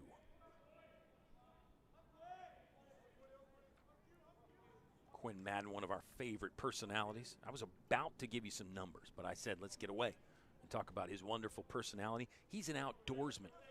He's a woodsman. He's a tracker. He's a fisherman. And he is a fine baseball player. Another guy that tried some other places and really found a home here at Lynchburg. Massive year in 2024. I got to give you the numbers now, I think, right? For Quinn Madden in 2024, 71 base hits in 24. 71 base hits. Ball's hit well. Deep right center field. How about that swing? Going the other way. Oppo power for Madden. Skips into the fence. He'll stop at second with a double. Quinn Madden, that'll be hit number 10 of the ball game for Lynchburg.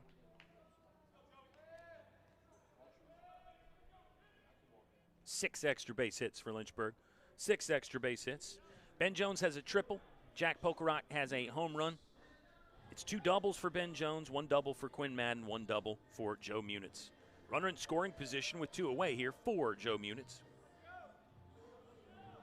Sounded like in my ear we might have more weather coming.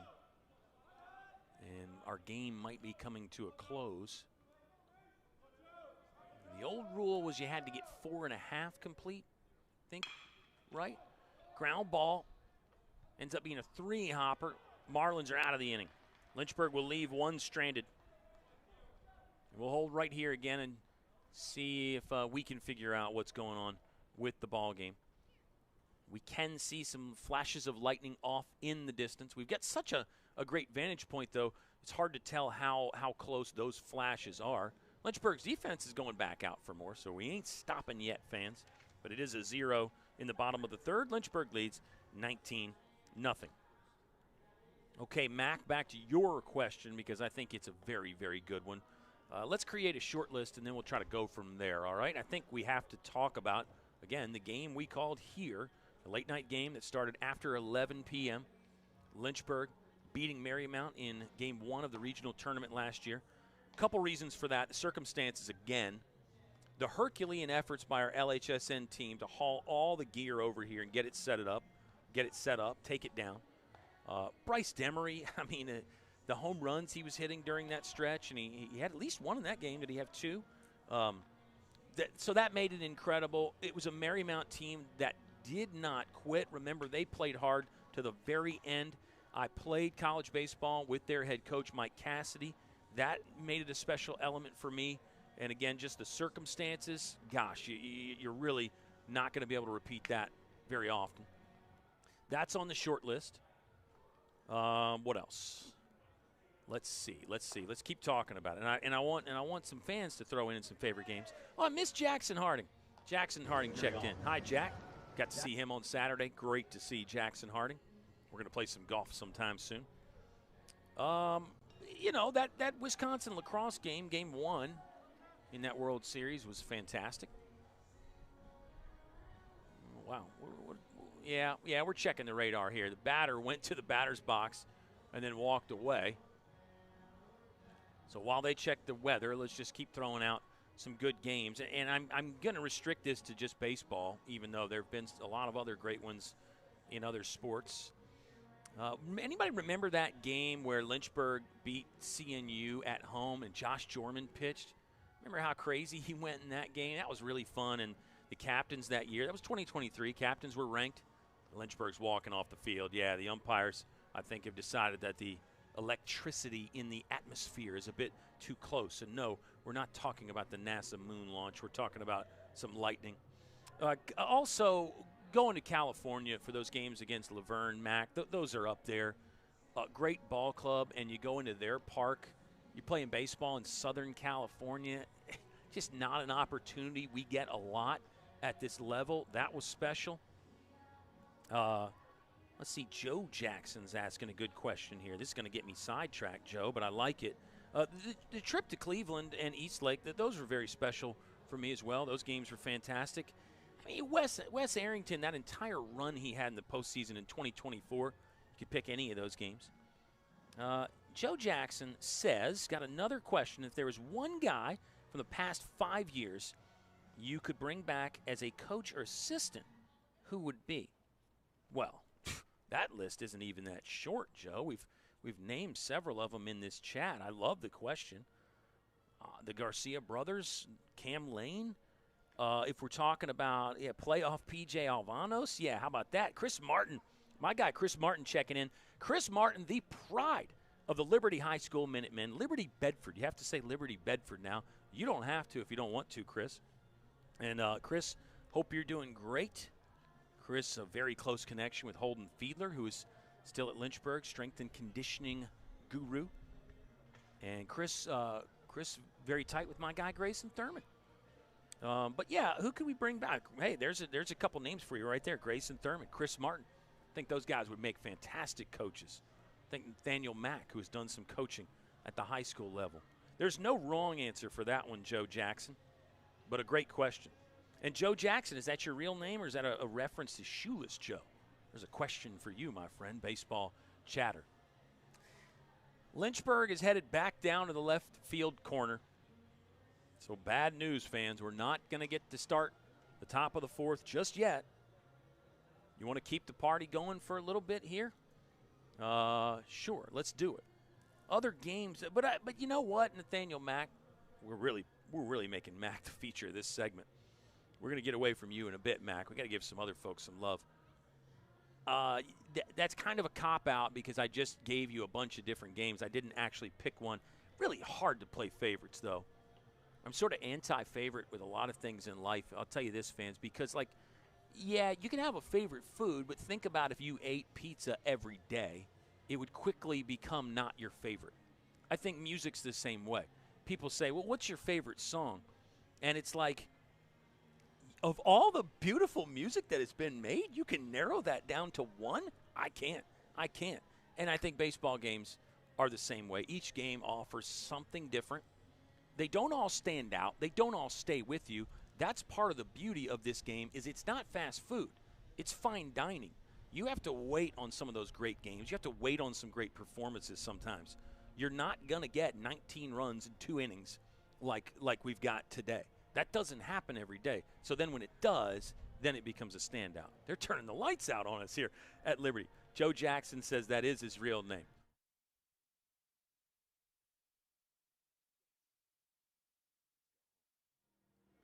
Here's the official update, fans, via Joe Brennan. And a shout out again to Joey B. You have got to hear Joe Brennan on some Lynchburg men's lacrosse, many other sports as well. That's the one that's coming to mind. And that men's lax team is having a fantastic year. But Joe has relayed the message that this is a pause. This is not a conclusion. Heavy rain is starting to fall again, and some of those lightning bolts have gotten a little bit closer. So we're going to shut our window, make sure our gear doesn't get wet. Give me about 10 minutes or so to throw down a little bit more of this pizza, my favorite food. It's actually a chicken sandwich. And maybe we'll come back and banter a little bit more. Joe Jackson, thank you, real name. Thank you for checking in and being part of our baseball community tonight. Let's pause for a little bit, fans. Go charge up those phones or those tablets, whatever you're watching on, and we'll goof off a little bit more, and hopefully we get to watch a little bit more baseball in just a second. We are about to start the top of the 4th here at Liberty. It's Lynchburg 19, Virginia Wesleyan 0.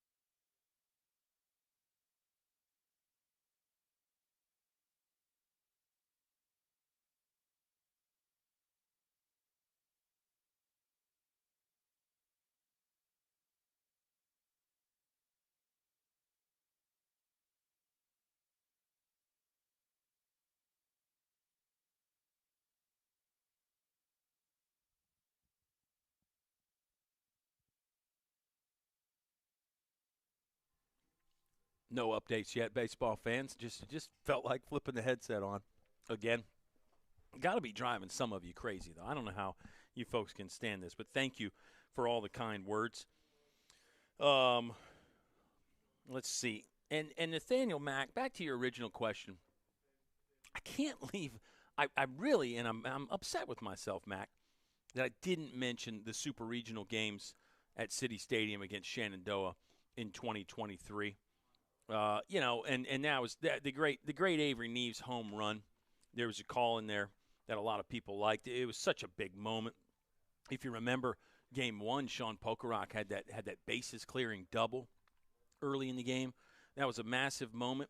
Honestly, we had a great time, and we had some great broadcast at the University of Richmond that year for the Old Dominion Athletic Conference Final Four.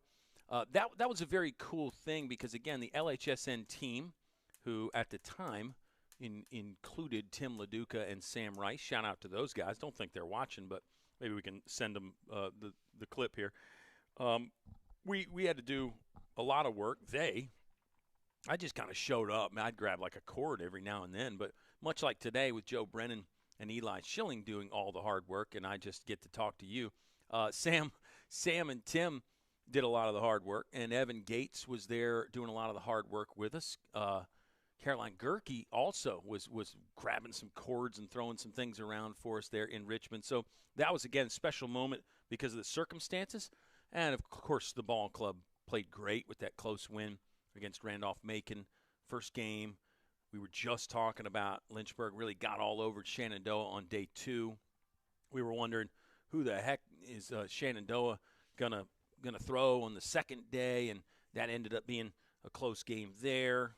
Man, that was just a lot of fun. The legendary Jack Batchmore pitched a couple times that weekend. So those broadcasts would be up there as well. Here's one for the chat. I don't know is anybody still in or not. Maybe we should get a show of hands. But back to those Shenandoah Hornets, who have another really, really good team this year. When they come to town, I'm toying with some ideas for some alternative nicknames for our Lynchburg Hornets. And Virginia Wesleyan fans, if you're still on right now, first off, thank you. Second off, you can jump in on this too. Like in Major League Baseball and in minor league baseball, they'll have those alternate nicknames for a weekend or even a game. They'll do something, an alternate identity kind of deal. Well, we need that when Lynchburg and Shenandoah play, and we really need this in all sports because as a broadcaster, it's very, very difficult to not say Hornets, but both teams are the Hornets. So we need some different names, and I'm trying out some things, and I'd love your feedback here, fans. We know about Lynchburg and their affinity for the song Snake Farm. So we could just call them the Lynchburg Snakes. We could call them the Lynchburg Snake Farmers. There's a lot of other snake farm type of references we could go with. Remember, Professor Dr. Hopwood founded the university, so I was thinking about maybe the Fighting Hopwoods. That could be a good one. The Dells. Dell is the mascot, the Hornet suit. The mascot's name is Dell. There could be something there for Lynchburg. We could have some Lakeside Drive references, Lakeside Drive Demolition, the Dam Breakers. That's an interesting one because they have removed the Lakeside Drive Dam. Lakeside College Lake is no more. It's a natural wetlands area now. So Lynchburg could say they're the baseball team that broke the dam. I don't know if I love that, though, because sometimes when dams break, people get injured. So it's on the list. What else did I have on the list here for potential alternative identities, alt nicknames? The Foxes, Foxfield Finest. Brady Moore has checked in right on time. We love James C. Foxfield, and so maybe there is something in there to call Lynchburg the Foxes for that weekend that they play Shenandoah. Now, what's going to be tricky there is the other teams on campus they wouldn't get much use out of that when they play Shenandoah. So, like our friend Leah DiNardo on the volleyball team, who's helped us run a camera, when Lynchburg volleyball is playing Shenandoah volleyball, they could be like the Turners. It's Turner Gymnasium. It's a little lukewarm, I guess. I mean, no disrespect to the Turner family, but as a nickname, does it stand out? I don't know. Brady Moore is really good with nicknames. Ooh, Brady Moore suggesting maybe a military Hornet identity, like the F-18 Super Hornet, which is an attack fighter. I like it. I do like it. I'm kind of in a nonviolent mode in my life. But that's hard to do, too, because, like we use so many. Ooh, Jason Howlett says Berg. I like that, Jason. The Howlett family. Shout out to the Howlett family. And speaking of things that you just don't see on a baseball field, that run that Ty Howlett had last year as a pinch hitter, that's just, the stats tell you that never really happens, that a guy will have success in like his first 6 pinch hit opportunities. They were all in big games, too. So that fits our theme of things that you have to enjoy about this game, those noteworthy things. You really love this game when you enjoy the dull things and the things that happen all the time.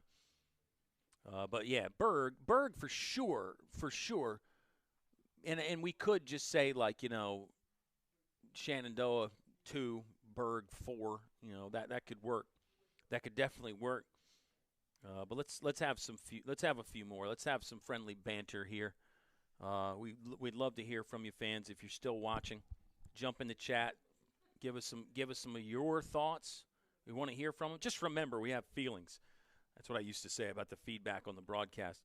Looks like most has been overwhelmingly positive. We might have misidentified a pitcher for Virginia Wesleyan. Sorry about that. Marlins, let's go to the live stats again here because it's still on. They're still active. Pitching for Virginia Wesleyan, it was Will Payne that started. Jacob Lawrence was second. Will Turner threw 26 pitches. Then Cavaccio came in.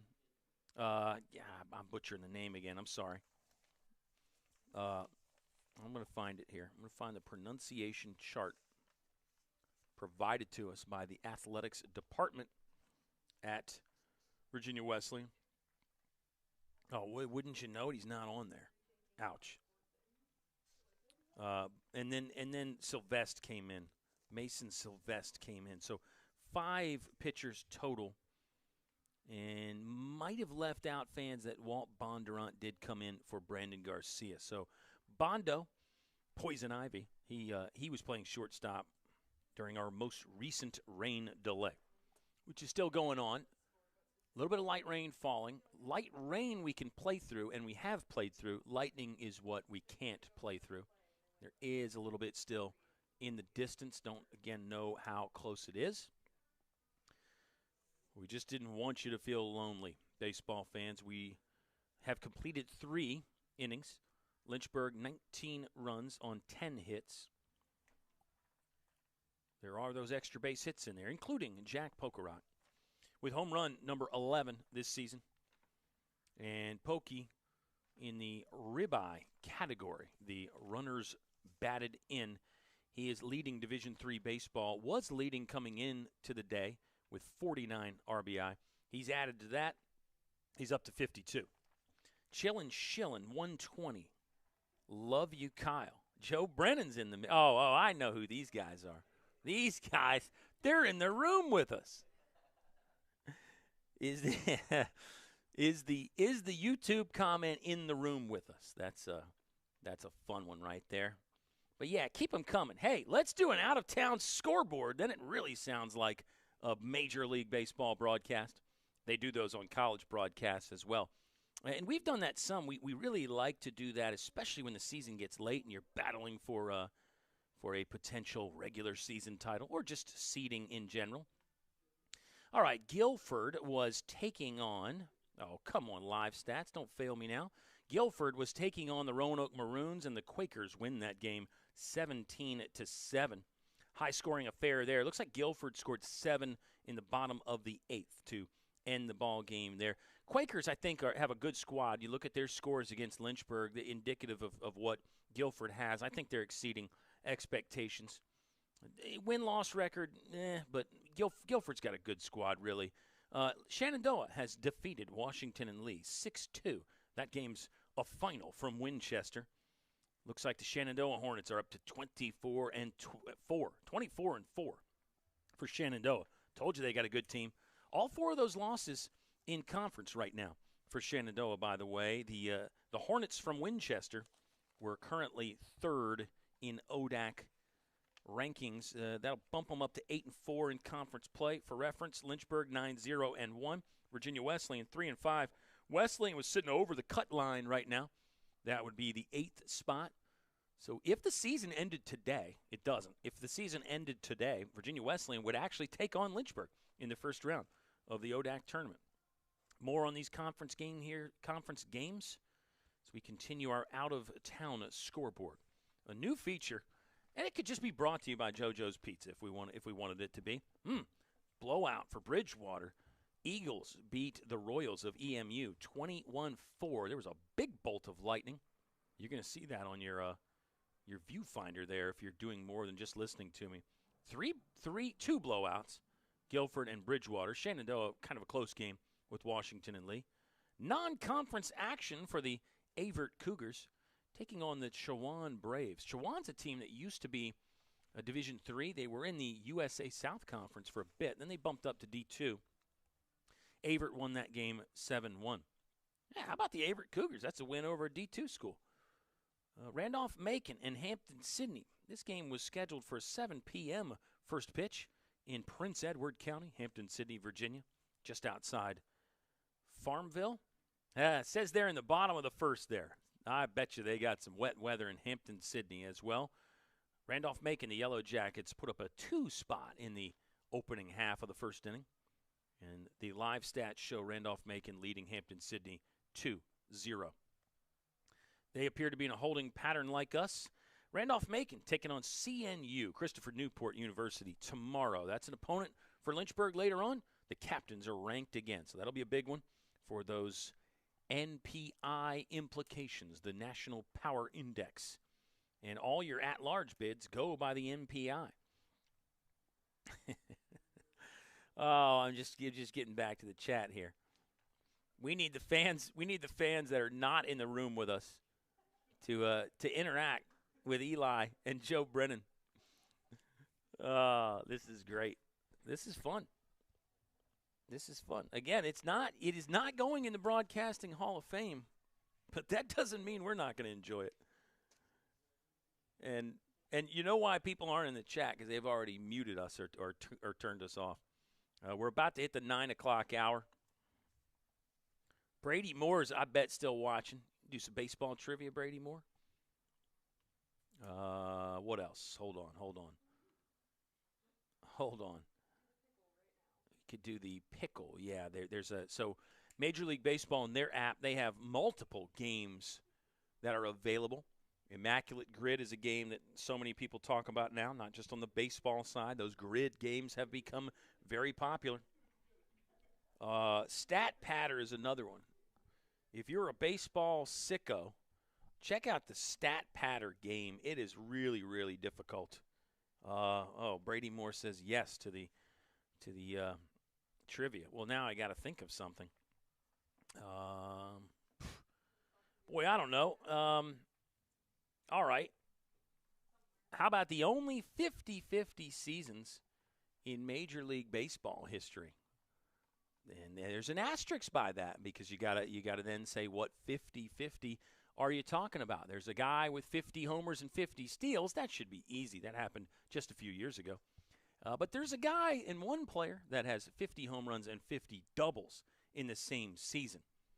Brady Moore. I bet you can get both of them.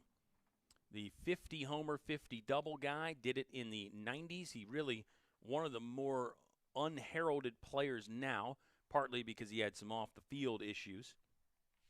But his numbers in the 90s really stand with all of the greats, what the 50 homer, 50 double guy did in the 90s. Jose Ramirez, the talented switch-hitting third baseman currently for the Cleveland Guardians, he came very close to a 50-50 season.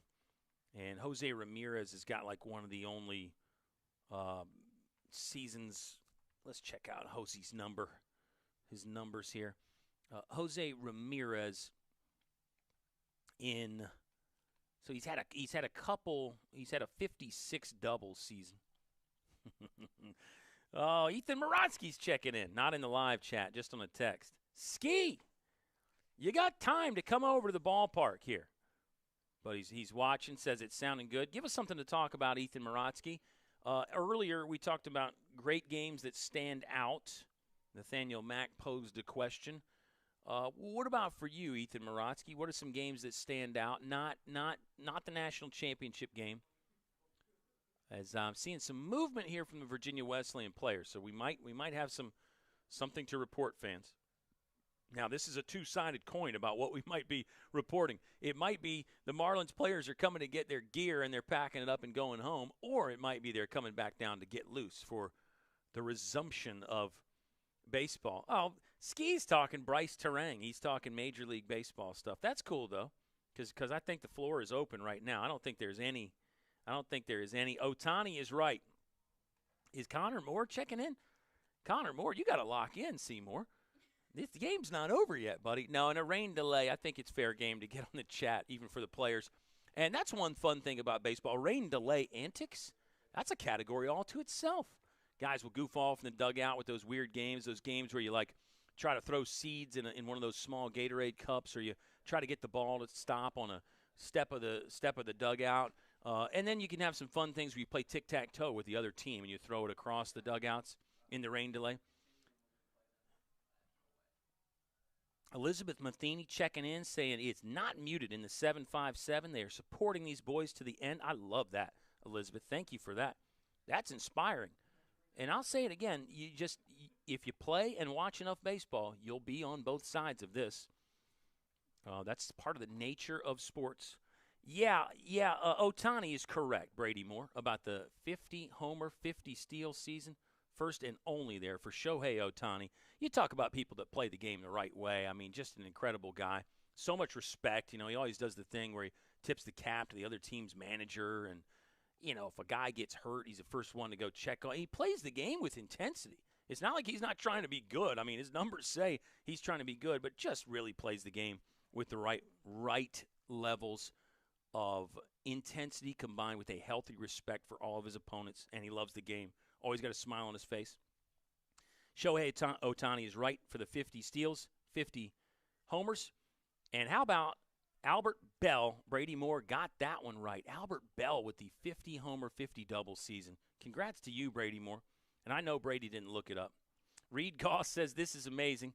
Seymour has given us, unfortunately, some official news. Connor Moore, you thought he was just messing around in the chat. He is actually an official team representative that is going to give us some bad news for tonight, fans. We're going to have to wrap up the baseball chat party, the YouTube Community Baseball Connection, because this game has been called for tonight. It sounds like the squads will make up what is left when Lynchburg visits Virginia Wesleyan. That game is scheduled for April 15th, by the way. So just basically 14 short days away. Seymour, thanks for checking in.